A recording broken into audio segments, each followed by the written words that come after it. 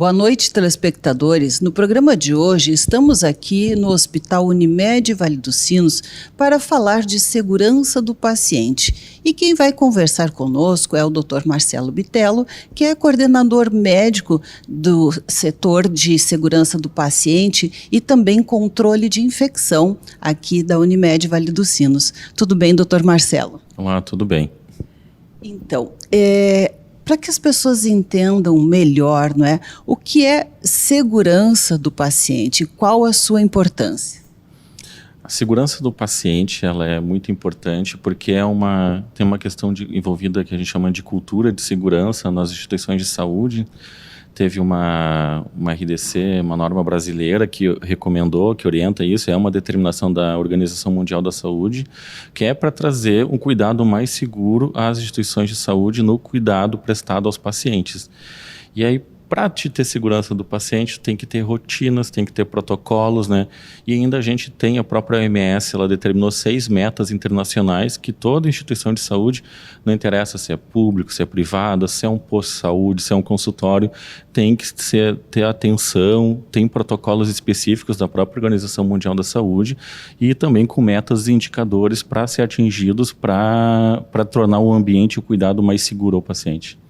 Bem, doutor Marcelo, eu penso que quando as pessoas, né, leigas ouvem falar em segurança do paciente, talvez pensem segurança para não cair, né, enfim, de acidentes, né, mas é muito além disso a questão da segurança do paciente. Então, que segmentos são observados, desenvolvidos, né, para que haja uma total segurança do paciente? Claro que nada é 100%, né, mas quais são as principais metas dessa segurança ao paciente? As metas que são preconizadas pela Organização Mundial da Saúde para a segurança do paciente tem 6 metas principais e, claro, e tem outras rotinas, outros processos que estão fora da meta, mas que servem para agregar a segurança do paciente. Mas as principais é a identificação do paciente. Por exemplo, todo paciente ele tem que ser identificado. Às vezes parece uma coisa muito lógica, mas isso evita muito erro de identificar um paciente. Por isso que ao chegar aqui na emergência do hospital, no acolhimento, o paciente que chega ali, ele recebe uma pulseirinha onde tem os dados de identificação dele. Tem o nome dele, tem a data de nascimento, vai ter o registro e o nome da mãe.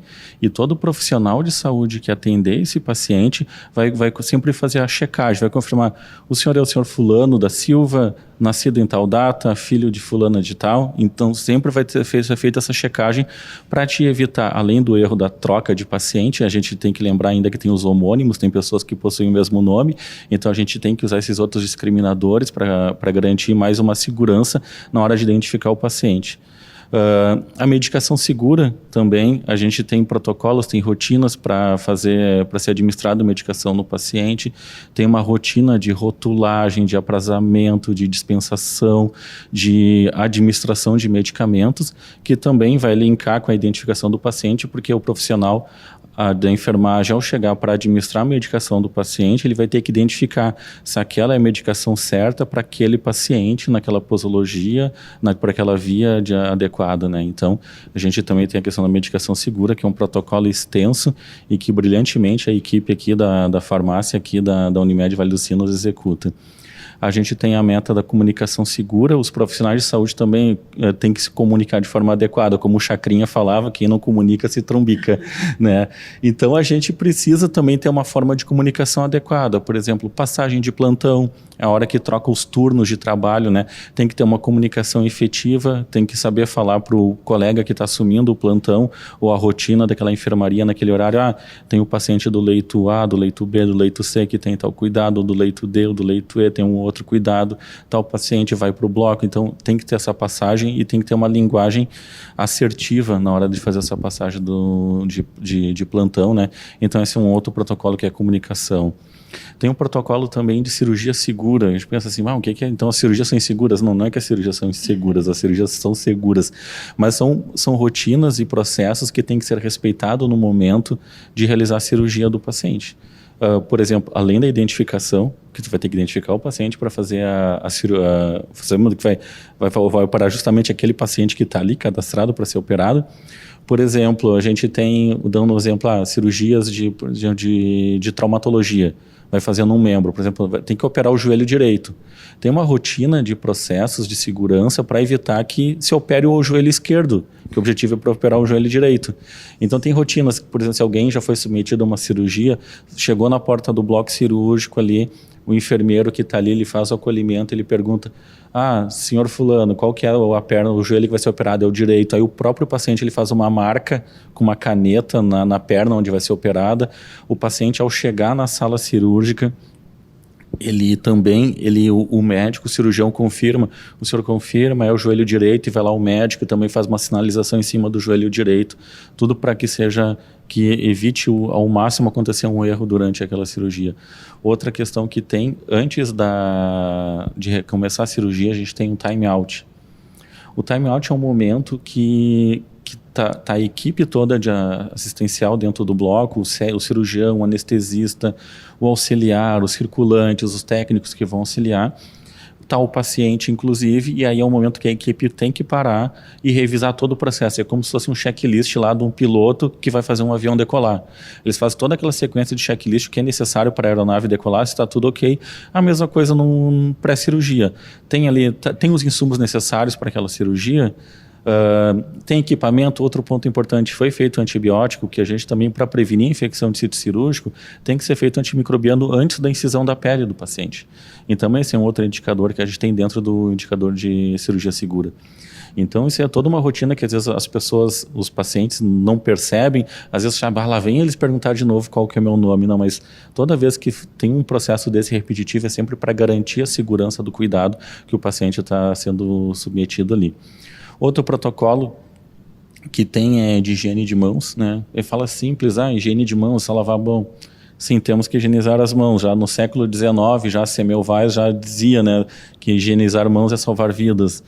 E a gente segue em pleno século XXI e ainda pregando sobre a higienização de mãos. A gente tem, durante a assistência, momentos necessários que tem que ser feita a higiene de mãos, por exemplo, antes de tocar o paciente, após tocar o paciente, antes de realizar procedimentos, após tocar áreas próximas ao paciente, a gente tem que sempre higienizar as mãos para evitar de carregar micro-organismos, bactérias e germes de um paciente para o outro. Tá?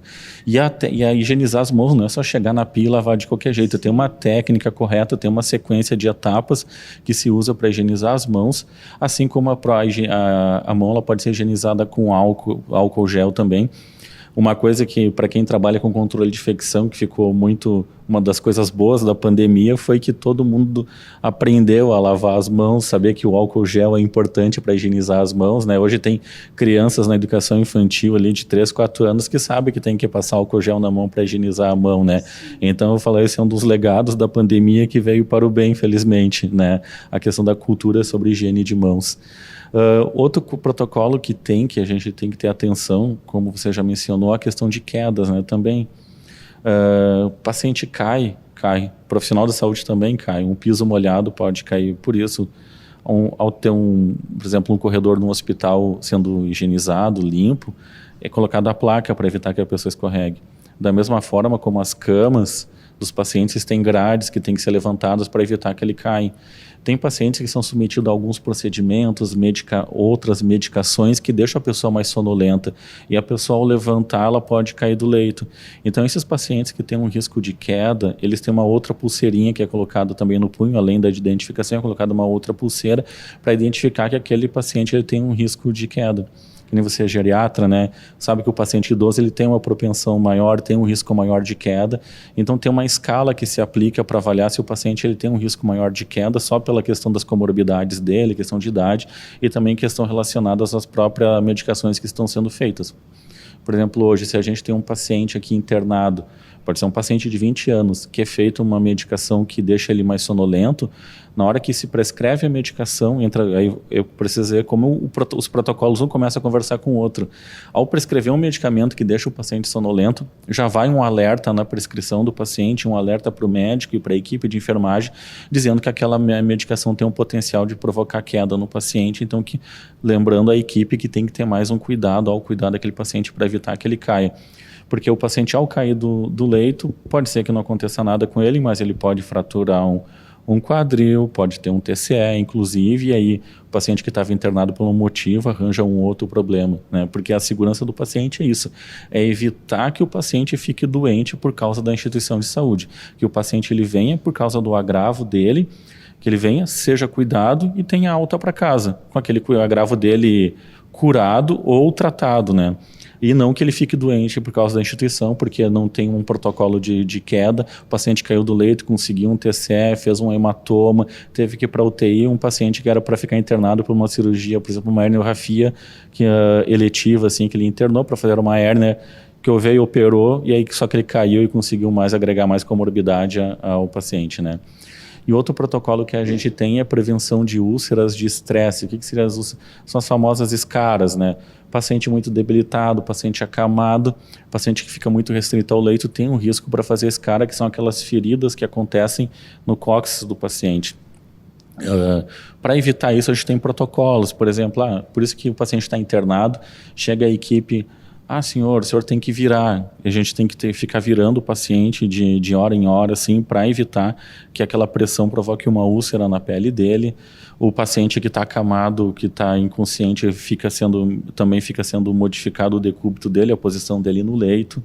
A gente tem colchões especiais para evitar isso, além de medicamentos também que se usa, principalmente tópico, assim, no que o paciente tem algum indício de ter uma lesão dessa, a gente já tem um grupo de pele especializado nisso para evitar que aquela lesão progrida, porque a lesão ela pode ficar muito mais grave, muito mais extensa e também vai agregar mais comorbidade, mais chance de reinternação para aquele paciente que estava internado por algum outro motivo ali, né? Então esses são os protocolos essenciais da segurança do paciente, né? Que todos eles têm indicadores, a gente tem indicadores hoje que são comparados a hospitais internacionais, a gente tem uma adesão de quase 100% nesses indicadores, então que a gente já evoluiu muito em termos de qualidade assistencial, só com base nesses protocolos, que são os mínimos necessários, e mais os outros protocolos que a gente tem instituídos para garantir a segurança no cuidado prestado ao paciente. Ou seja, né, aqui no Hospital Unimed podemos dizer que temos um ambiente seguro e são dezenas de detalhes, não é, que tem que ser observados desde que a pessoa chega lá na frente na internação ou mesmo para fazer um exame, né? Dando um exemplo, né, quando a gente vem fazer um exame aqui, fazem a ficha lá na frente, aí no corredor a enfermeira vai checando tudo, quando entra na sala do exame checa tudo de novo, né? Então isso faz toda a diferença.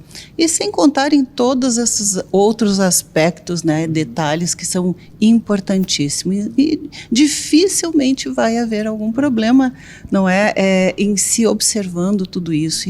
E eu sei que é muito treinamento de todos, né? Bem, está aí no Hospital Unimed, ambiente seguro, inovação, tecnologia e muitas outras coisas maravilhosas que nós temos hoje aqui no nosso Hospital Unimed. Nós queremos agradecer, Dr. Marcelo, a tua participação, né? E, de fato, né, esclarecer e mostrar a quem nos assiste como tudo é realmente muito cuidado, observado, né? Porque as pessoas às vezes nem se dão conta disso, né? E isso é importantíssimo, como tu disseste, faz toda a diferença no desfecho, digamos, de algum tratamento, internação, enfim, não é? Então, muito obrigada aí, não é? E a gente logo volta aí com você amanhã no nosso Viver Bem, deixando aqui ainda, Dr. Marcelo, que quem sabe tu deixa aí, né, um recadinho para quem nos escuta. Eu queria agradecer pelo convite de falar sobre o tema segurança do paciente, que é um tema com o qual eu me identifico muito e gosto muito, estudo sobre isso, né? E deixar que, como você falou, assim, que o paciente que nos procura, ele pode ter a garantia que ele está tendo cuidado seguro, seguindo rotinas, processos, né, protocolos internacionais. Como você falou, a gente trabalha muito nos bastidores, treinamentos exaustivos, cobranças, né, para poder promover esse cuidado seguro ao paciente. E eu também faço um pedido, que o paciente também ele se sinta parte desse cuidado seguro e ele cobra o profissional de saúde que está atendendo ele e falou assim, tu não vai higienizar a mão antes de me atender? Né? Cadê? Eu não tenho risco de queda? Então, acho que o paciente também é uma das metas que a gente tem, é envolver o paciente, o familiar na segurança do paciente, e o paciente ele tem que confrontar o profissional de saúde, você não vai higienizar tuas mãos antes de me atender?